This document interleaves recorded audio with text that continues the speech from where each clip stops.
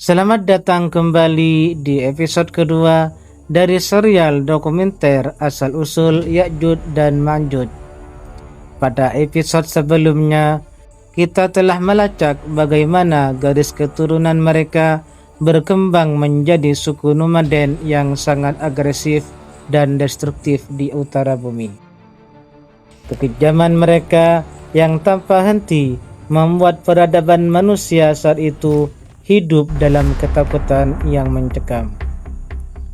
Namun, sejarah dunia berubah ketika seorang raja agung yang soleh, yang diberkahi kekuasaan luas dan teknologi canggih oleh Allah Subhanahu wa Ta'ala, melakukan perjalanan ke ujung-ujung bumi. Sosok itu adalah Raja Dzulqarnain. Bagaimana perjalanan epik sang raja membawanya ke sebuah celah di antara dua gunung, tempat suku-suku lokal memohon perlindungan dari keganasan Ya'juj dan Ma'juj, dan teknologi logam rahasia apa yang ia gunakan untuk membangun dinding yang tak tertembus selama ribuan tahun. Mari kita bedah babak sejarah yang menakjubkan ini bersama-sama. Kisah ini diabadikan secara indah dalam Al-Quran, tepatnya pada surah Al-Kahfi. Allah Subhanahu wa Ta'ala menceritakan bahwa Dzulqarnain adalah seorang pemimpin yang diberikan sababa, artinya jalan atau kemampuan untuk mencapai segala sesuatu. Setelah melakukan perjalanan ke barat dan ke timur, Dzulqarnain melakukan perjalanannya ke sebuah arah yang membawanya ke satu wilayah unik yang digambarkan sebagai Bainas ad-Dain atau di antara dua gunung. Di sanalah ia menemukan sebuah kaum yang bahasanya hampir tidak dipahami oleh bangsa lain karena sangat terisolasi. Kaum yang tertindas inilah yang langsung mengenali keadilan dan kekuatan Raja Dzulqarnain. Dengan penuh keputusasaan, mereka mengadu, "Wahai Dzulqarnain, sungguh Ya'juj dan Ma'juj itu makhluk yang berbuat kerusakan di muka bumi. Maka, bolehkah kami memberimu imbalan upeti agar engkau membuatkan dinding pemisah antara kami dan mereka?" Perhatikan jawaban luar biasa dari sang raja soleh. Beliau menolak upeti tersebut dan berkata, "Apa yang telah anugerahkan Tuhanku kepadaku lebih baik daripada upetimu. Maka bantulah aku dengan kekuatan fisik agar aku dapat membuatkan dinding penyekat antara kamu dan mereka."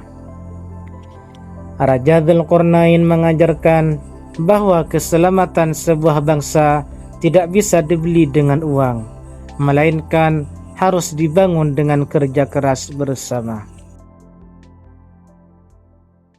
Disinilah keajaiban teknologi kuno itu dimulai.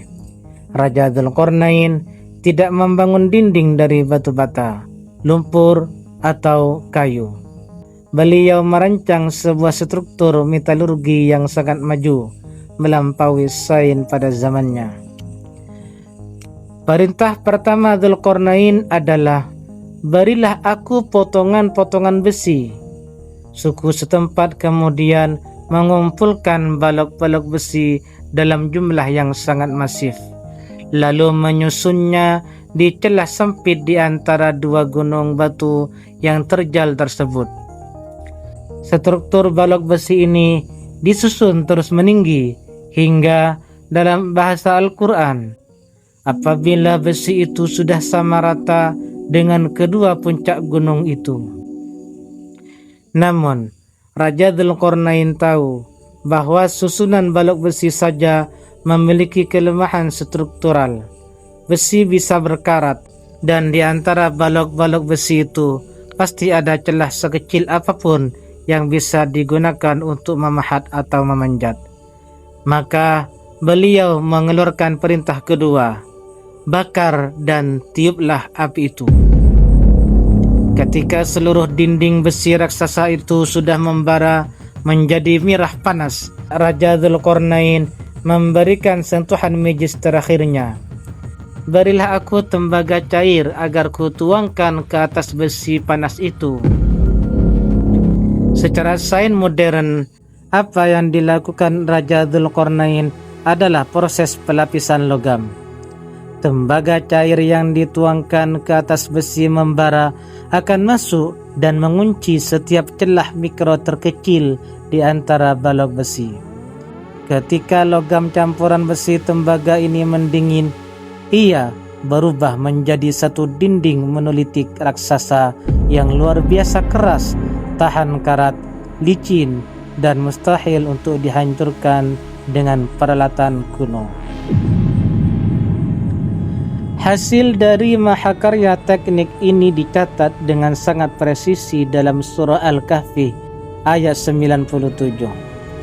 Allah Subhanahu wa taala berfirman, maka mereka Ya'juj dan Ma'juj tidak mampu mendakinya dan tidak mampu pula melubanginya.